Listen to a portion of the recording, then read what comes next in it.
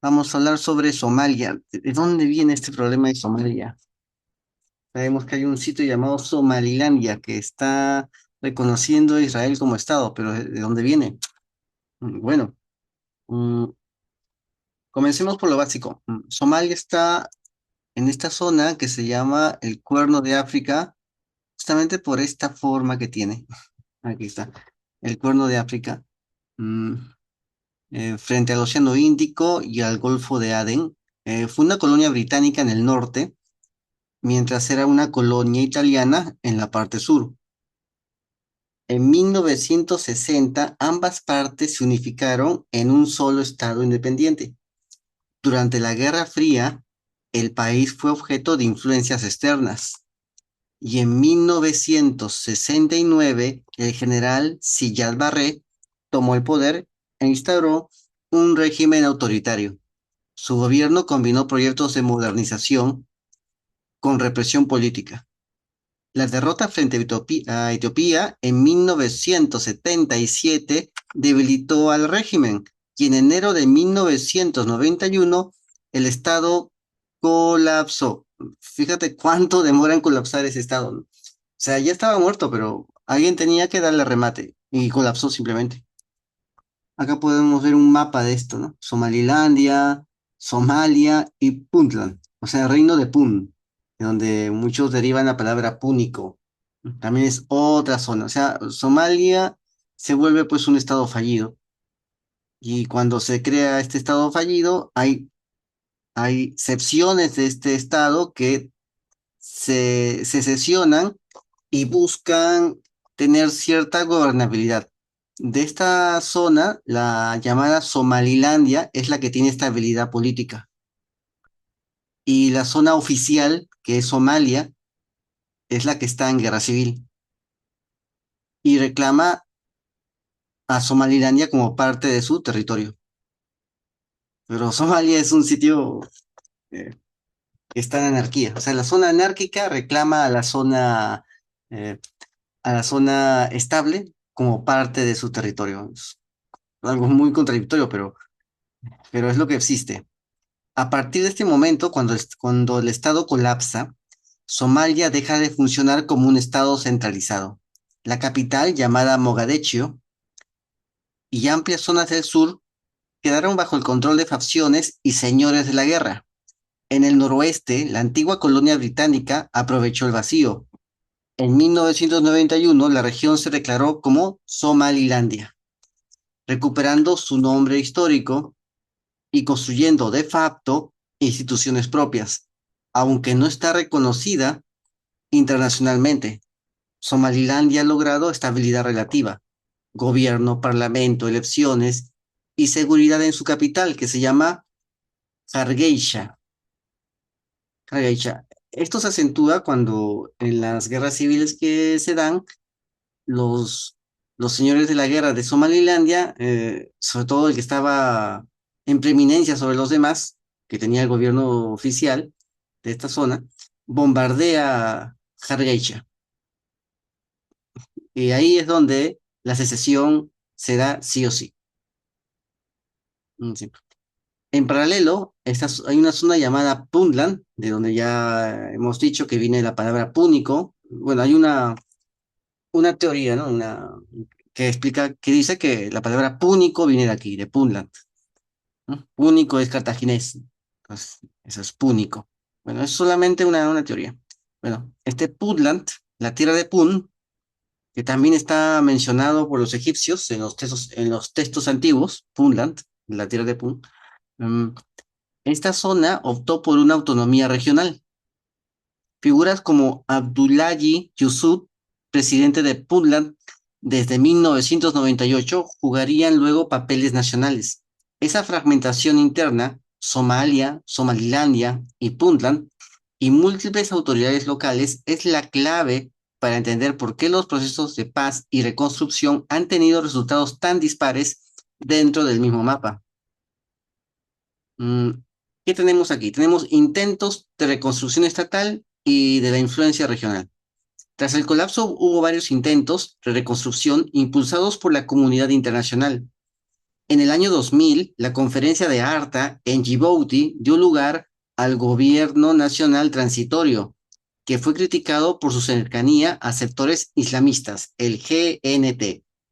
Más tarde, la conferencia de Nairobi, ¿sí? La conferencia de Nairobi, en el año 2002 al 2004, culminó con la creación de un parlamento de transición y el 10 de octubre de 2004, en la elección de Abdulali Yusuf Ahmed como presidente del Gobierno Federal Transitorio, el GFT.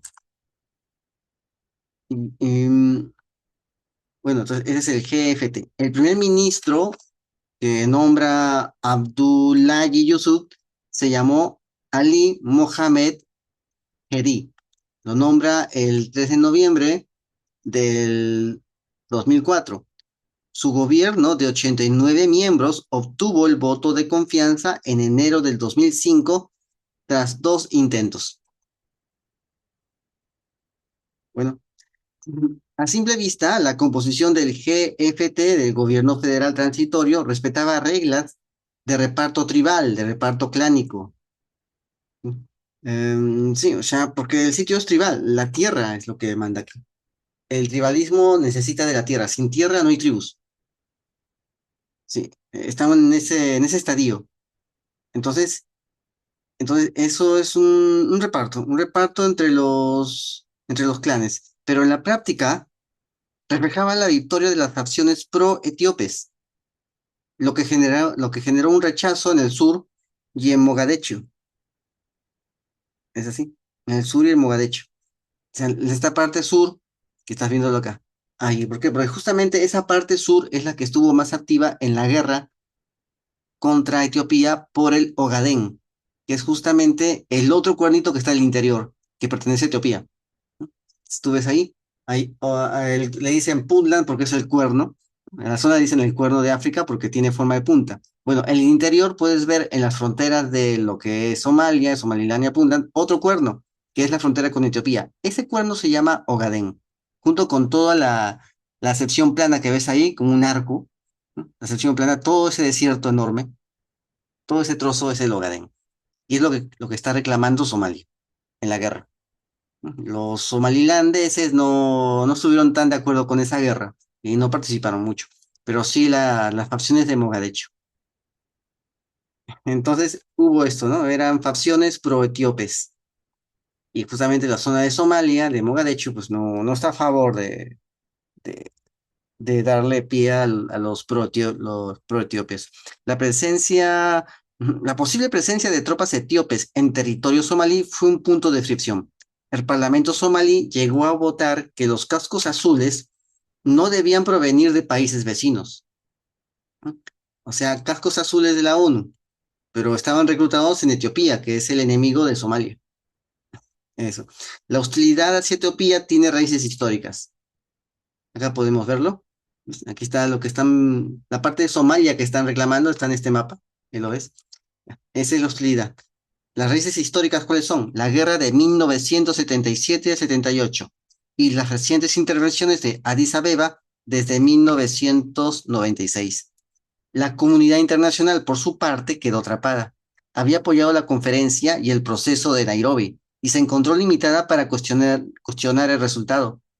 El gobierno federal, lejos de pacificar, alimentó nuevas luchas internas y no logró imponer la autoridad real en Mogadiscio. ¿Qué siguió después? Bueno, como puedes ver acá, esta zona de Mogadiscio es prácticamente una ruina, pero se nota que en sus buenos tiempos, en sus mejores tiempos, esta zona era el punto clave para turistas, gente rica, para ir y trabajar aquí y conseguir algo de dinero. Sí, era una zona bastante lujosa, se nota. ¿Qué es lo que fue? Ahora puedes ver solamente ruinas. Esto es lo que pasó con Somalia. A diferencia de esto, la zona de Somalilandia que se ha sesionado en la parte norte se ve como esta zona, pero en sus mejores momentos. Somalia es esta zona, pero con ruinas. Somalilandia es esta zona, pero sin ruinas. Es esta zona en sus mejores momentos. Ese es Somalilandia. Así. Por eso los somalilandeses no quieren ser como esto que es Somalia. No quieren que sus edificios, sus construcciones, sus balnearios queden reducidos a lo que se ve ahora en Somalia, que estás viéndolo acá. Eso es lo que pasó. ¿Qué sucede en Somalia? En esta zona de Somalia, que es justamente la zona anárquica donde están los señores de la guerra, y hay uno que toma el control de todo de Mogadiscio, pero no puede tomar el control de todas las zonas porque está al mando de señores de la guerra. En esas zonas, las personas decidieron crear su propia autoorganización, ¿sí? Porque los señores de la guerra no crearon administraciones, no crearon oficinas, no crearon burocracias, no crearon Estado, solamente crearon sitios de saqueo, usaron como sitios de saqueo el lugar. Entonces, el propio pueblo se organizó y creó los tribunales islámicos. Eso, pues. Llegaron hasta ese punto. Tuvieron que crear sus tribunales islámicos, tuvieron que crear em, sus propios eh, juzgados. Aquí está. Vamos a verlo acá, ¿no? Vamos a ver acá de qué tratan estos tribunales islámicos. Vamos a poner acá, tribunales islámicos. Ujú.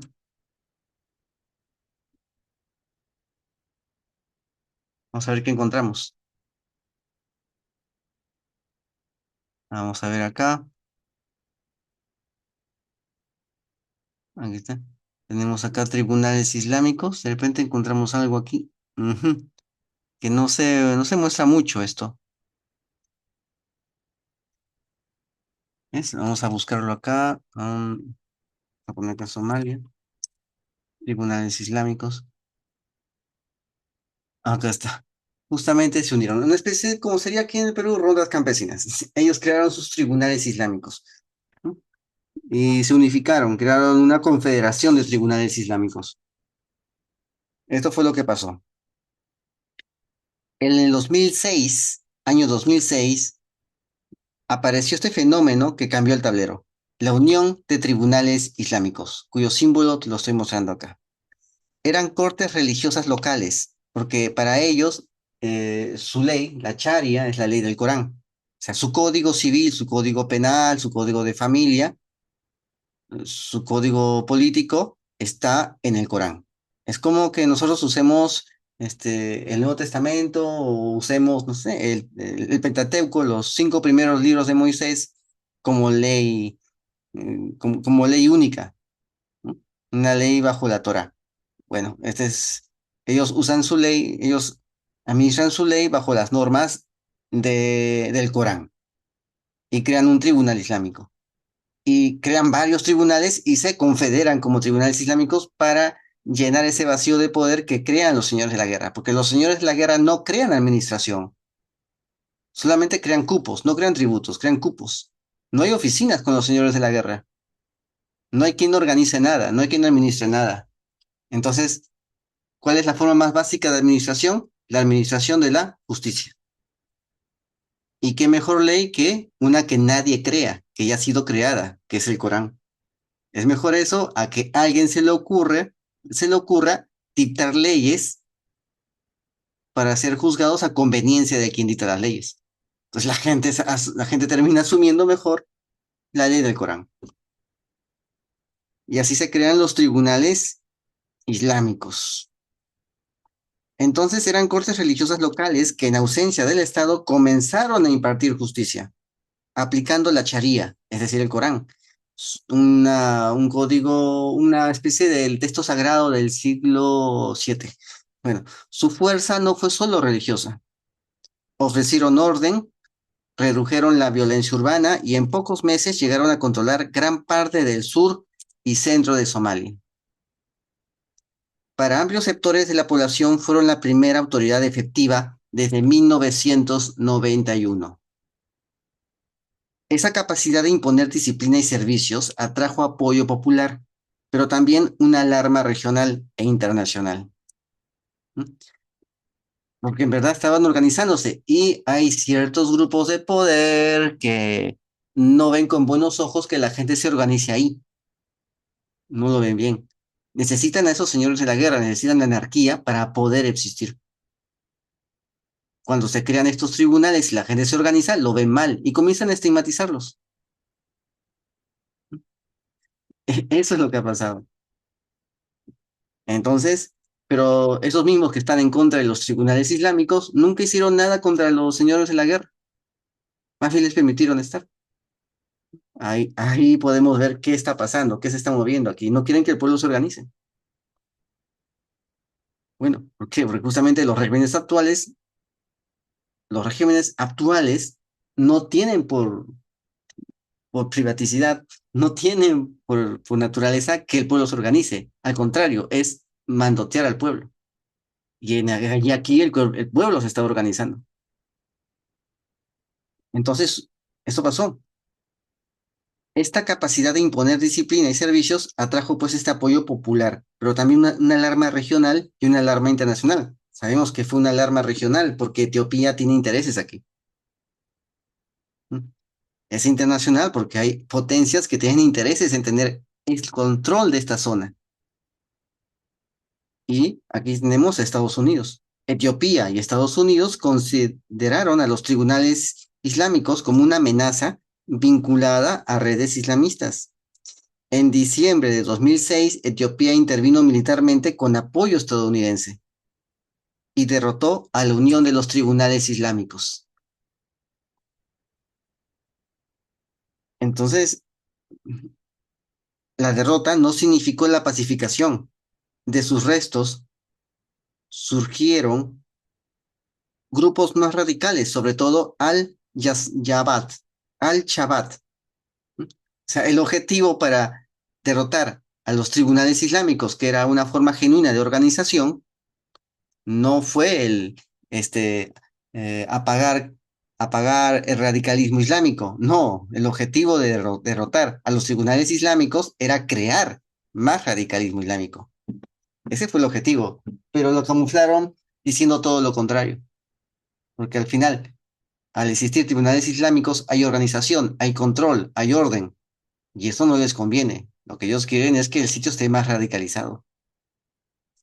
Aquí hay muchos recursos, hay rutas comerciales, necesitan el control de esta zona, porque todo este país llamado Somalia, con Somalilandia, con Puntlandia, todo este país tiene el control del Cuerno de África, que es justamente el control de las rutas al Canal de Suez. Ahí lo ven. O sea, necesitan el control de todo esto. Necesitan tensiones, porque mientras no haya tensiones, mm, si no hay tensiones, hay paz. Necesitan que haya tensiones aquí para tener amenazada a Somalilandia y así ofrecerle a Somalilandia ayuda a cambio de control. Si la zona sur está pacificada, entonces Somalilandia mm, va a tener más autonomía. Pero si la zona sur está con señores de la guerra, está radicalizada, la zona norte, que es Somalilandia, va a sentirse amenazada por estos señores de la guerra. Por eso no conviene que el sitio esté organizado. Y si se siente amenazada, va a pedir ayuda y va a entregar parte de su territorio a ciertas bases estadounidenses, a ciertas bases rusas, a ciertas bases chinas. Va a entregar su territorio para conseguir seguridad. Por eso les conviene que no haya seguridad al sur, para que en el norte exijan esa seguridad. Es parte de la política del buen vecino. Creó el problema en la parte de atrás de la casa de mi vecino y después le tocó la puerta a mi vecino diciéndole que puedo solucionar su problema. Eso es lo que está pasando. Entonces surgió de la derrota de la Unión de Tribunales Islámicos, surgió Al-Shabaab.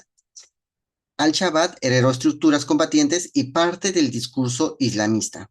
Desde entonces se convirtió en la principal fuerza insurgente de Somalia, controlando territorios rurales, realizando atentados en Mogadiscio.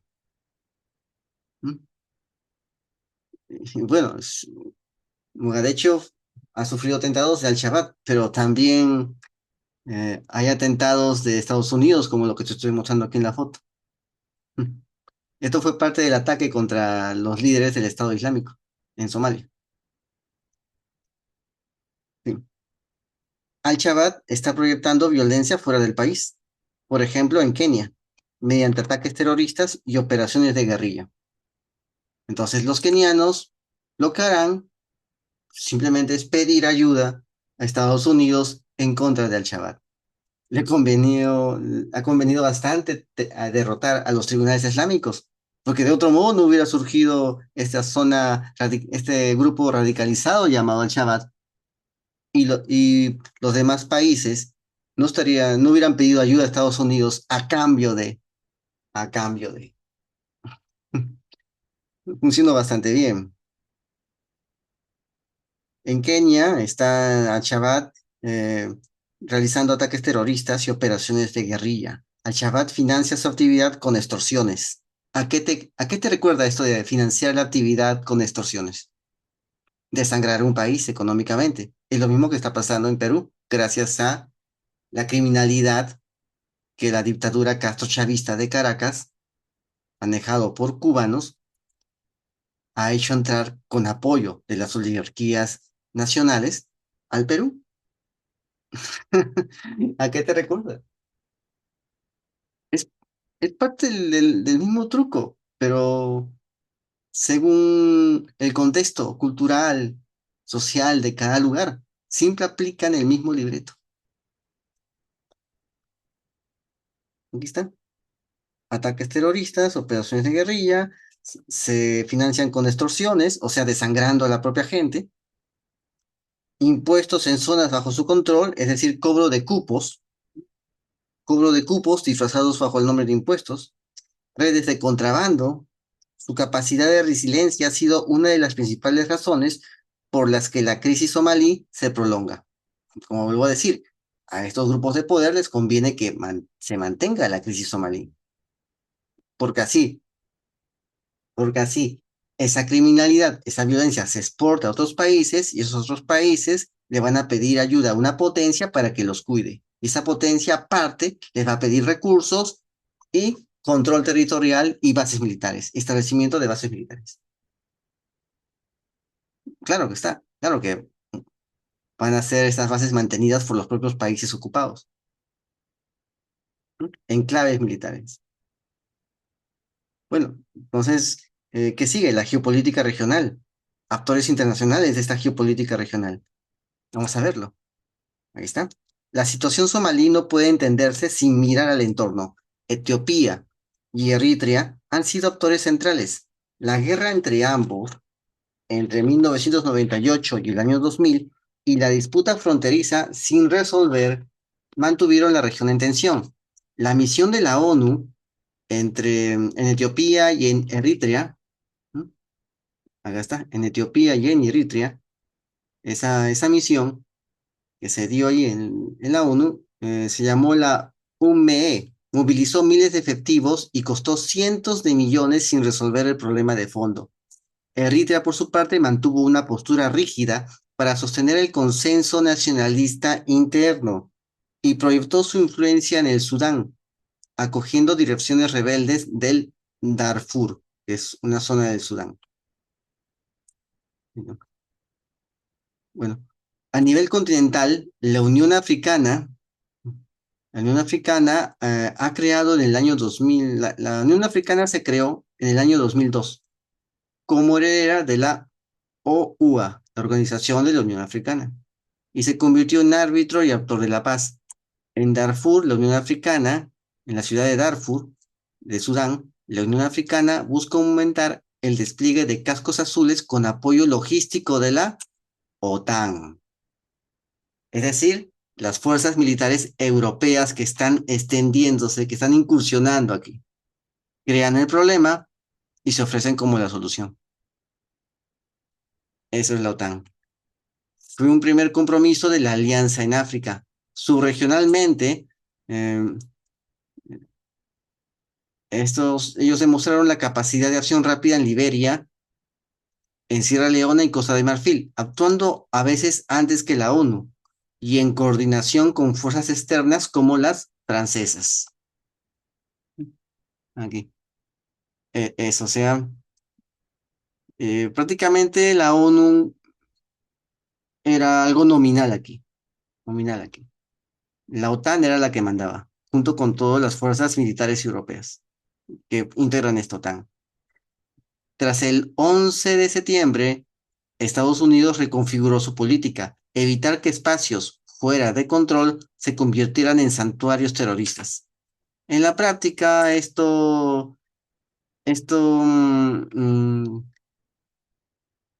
configuró, bueno, significó que el Cuerno de África y el Sahel, con iniciativas regionales desde el 2002, mm, tuvieran que cambiar su política al respecto.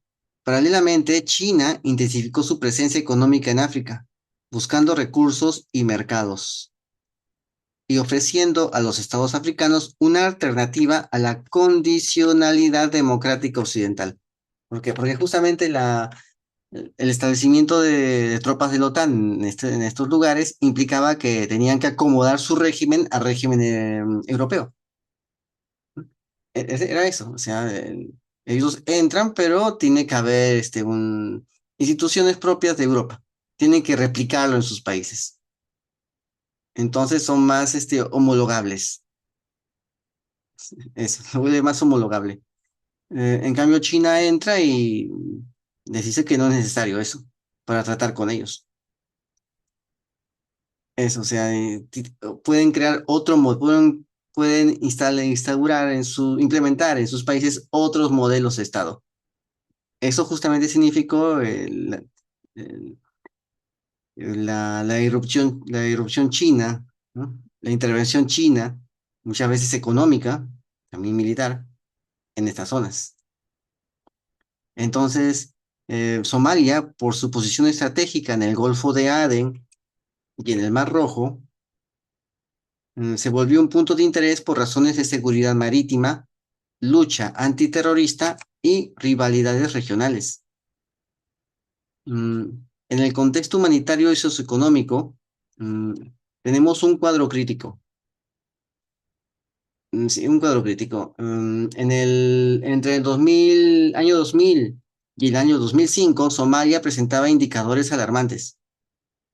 Fecundidad alrededor de 6,4 hijos por mujer, lo cual eh, nos haría creer, nos haría creer que está aumentando la población, que hay un gran nivel de vida, porque la gente está reproduciéndose bastante, pero no es así, porque la mortalidad infantil es superior a 120 por mil. Sí. De cada 100 niños, 12 niños mueren. Y las mujeres tienen más de 6 niños. Es decir, nacen bastantes niños, pero también mueren muchísimo más. Eso es. Y la esperanza de vida es en torno a los 45 años. Eso es lo que pasa en Somalia. Muchos de estos niños no van a vivir más de 45 años. Van a morir por enfermedades, por guerras, por atentados terroristas, por incursiones de otras tribus buscando asesinar a la gente que vive ahí. ¿Qué es lo que ha pasado? Cuando empezó la guerra civil y los señores de la guerra comenzaron a tomar las aldeas y las ciudades, hubo zonas que fueron intervenidas por tribus vecinas de otros países, de los países que están en la frontera.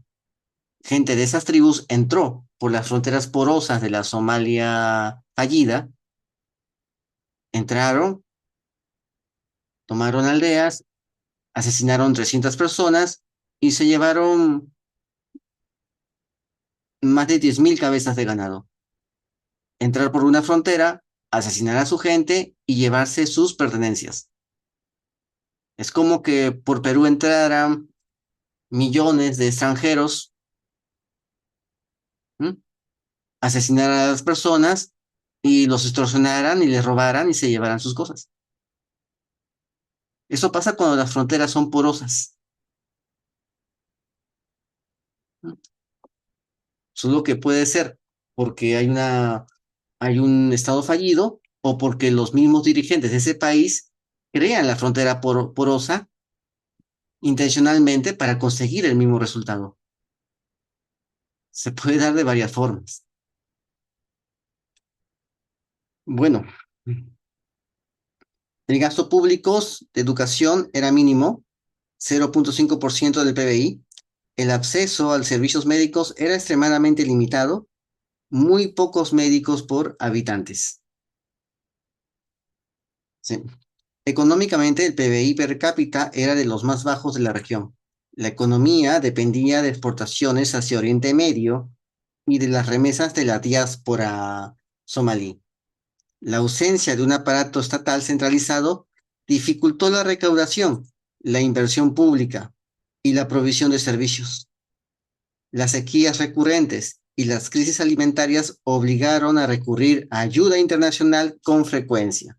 Y justamente estos poderosos que ofrecen ayuda internacional no lo dan a cambio de nada, lo dan a cambio de recursos, a cambio de beneficios.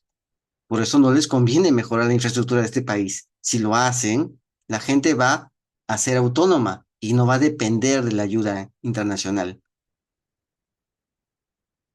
Y hay grupos de poder que les interesa que la gente dependa de ayuda internacional, porque así pueden presionar a sus gobiernos y decirles, si tú no me apoyas con estos negocios, yo corto la ayuda internacional y vas a tener cientos de miles de personas con hambre buscándote a ti para exigirte cuentas.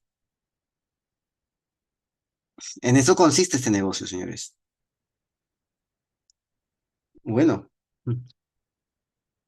el impacto en la población ha sido devastador.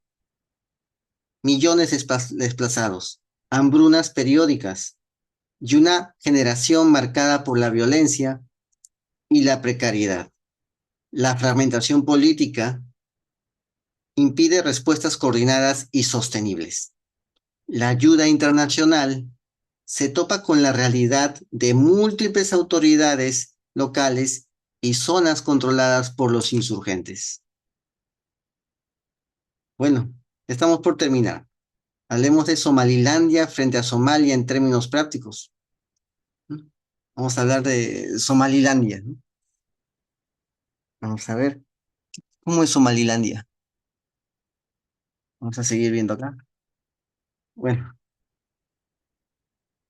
hablemos aquí de Somalilandia. Para que quede claro, para quien no conoce la región, Somalilandia no es lo mismo que Somalia.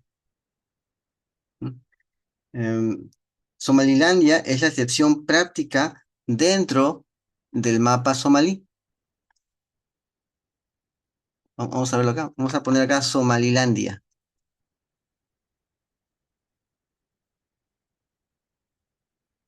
Aquí está, Somalilandia. Ujú, tarán. Aquí está, aquí está, Somalilandia.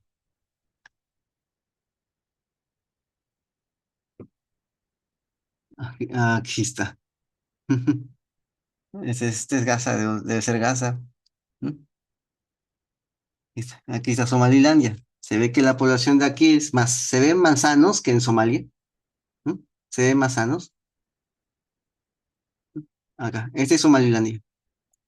He mostrado otras fotos de Somalia, donde se ve que la gente está un poco más enferma, este, menos nutrida. Acá se les ve más sanos a estos jóvenes, a diferencia de los de Somalia. ¿Mm?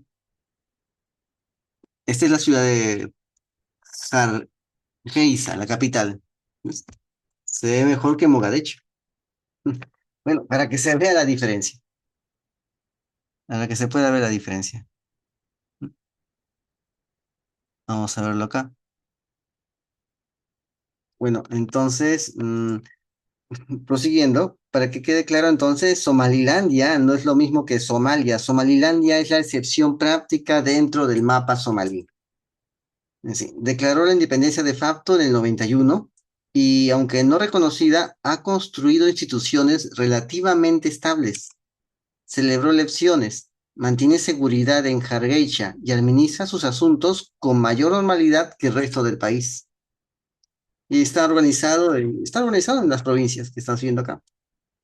Somalia, en cambio, es el territorio donde el Estado colapsó y la violencia se institucionalizó. Es decir, eso es lo que pasó allí en Somalia. Es decir, bueno, allí surgieron los tribunales islámicos y luego Al-Shabaab. Allí el gobierno federal lucha por consolidar autoridad y depende de misiones internacionales como de la Unión Africana. Esa diferencia explica por qué en el mismo mapa conviven realidades tan distintas, un estado paralelo estable y un estado fragmentado y en conflicto. Y aquí tú puedes ver cómo en Somalilandia se puede tener también control junto a Djibouti y Eritrea sobre este estrecho del Mar Rojo, ¿m? Que une el Mar Rojo con el Golfo de Adén. Aquí, estas son las rutas. Por ahí se llega al canal de Suez. Por eso necesitan este lugar. Ahí está Somalilandia. Ahí en ese mapa puedes entender cuál es la importancia geoestratégica de ese lugar. Sí. Bueno, entonces vamos a seguir viendo aquí. Aquí puedes ver a Hargeisa. Hargeisa está en el interior, ¿no? Está en las llanuras de Somalia, de Somalilandia. Están las montañas de Somalilandia y Hargeisa está escondido ahí en el interior. No está mirando al mar. Su puerto se llama Barbera. Ahí está. Y la ciudad está atrás del mar, a la espalda, atrás de las montañas. Vas por el mar, hay unas montañas, atrás de las montañas, allí se encuentra la capital llamada Hargeisa. Bueno, eh, vamos a cerrar este episodio con el tema de Israel y su relación indirecta con Somalia. Somalia no reconoce a Israel y mantiene una postura alineada con la Liga Árabe y la Organización de Cooperación Islámica. No existe una relación diplomática formal entre Somalia y el Estado de Israel. Sin embargo, eh, hay otra conexión, que es Somalilandia. Somalilandia sí, sí, es diferente. Somalilandia e Israel ya se han reconocido mutuamente, pero no Somalia. Somalia, la que es de capital Mogadishu, reclama la región de Somalilandia como suya, pero Somalia sigue pues en anarquía. El gobernador de turno, el presidente de turno, el dictador de turno que entra ahí por la fuerza de las armas, dentro de todo el duelo que hay entre señores de la guerra, se proclama como el gobernador, el jefe máximo de Somalia. Y por lo tanto exige las demás zonas, que son Somalilandia y Puntland, junto con las demás, pero ya esas zonas están viviendo de forma autónoma e independiente, hasta se disputan, hasta la misma Somalilandia con Puntland se disputan entre ellos una franja de terreno, como si fueran dos estados distintos. Y Somalia no quiere aceptar que ya hay dos estados de facto ahí. Bueno, ahí puedes ver las rutas. El Mar Rojo, el Golfo de Adén, son corredores vitales para el comercio global. Israel, como actor con intereses en la seguridad marítima y la protección de sus rutas comerciales, observa con atención la estabilidad de estas aguas. La inestabilidad somalí, la piratería y la presencia de grupos armados en la costa afectan la seguridad regional y por extensión los intereses de los países lejanos, que dependen del tránsito marítimo. Mm, También tenemos el otro punto que es el pretexto de la lucha contra el extremismo islámico. La presencia de estos grupos islamistas como Al-Shabaab, que ellos mismos, las mismas potencias, las mismas fuerzas de paz, entre comillas, crearon al destruir una estructura organizada como eran los tribunales islámicos para evitar el extremismo islámico, y al final terminaron creando extremismo islámico, que se llamó Al-Shabaab. Ellos mismos lo crearon al destruir una organización que nacía desde adentro, desde el mismo pueblo. ¿No? ¿Por qué? Porque no quieren que se creen formas genuinas de poder. Simplemente tienen que crearse el modelo que ellos quieren. Ellos escogen el modelo occidental y todo el mundo tiene que, que imitar su modelo de ellos. Pero si se organizan de modo autónomo y crean sus propios modelos de gobierno, simplemente lo bombardean. con el pretexto de acabar con el radicalismo islámico, pero al final es un pretexto porque cuando bombardean el régimen de tribunales islámicos, lo que hacen es crear, es, es incentivar el extremismo islámico que dicen que con el que van a acabar. Es solamente un pretexto. Esta presencia de estos grupos islamistas, como Al-Shabaab en Somalia, conecta pues con las preocupaciones de Israel sobre la expansión de redes yihadistas en el mundo musulmán. Aunque no hay cooperación pública y formal entre Israel y el gobierno somalí, ¿sí? En el plano de la seguridad marítima y antiterrorista existen intereses compartidos con países de la región y con potencias occidentales que sí colaboran con Israel en materia de inteligencia y seguridad. Y aquí puedes ver este mapa. ¿M? Aquí, este mapa. Aquí quieren reconocer a Somalilandia, ¿no? Hay una región llamada Kibari, que es la región de Puntlandia. Eso. O sea, reconocer Somalilandia y entregar Puntlandia a los señores de la guerra. Ese es uno de los puntos de negociación.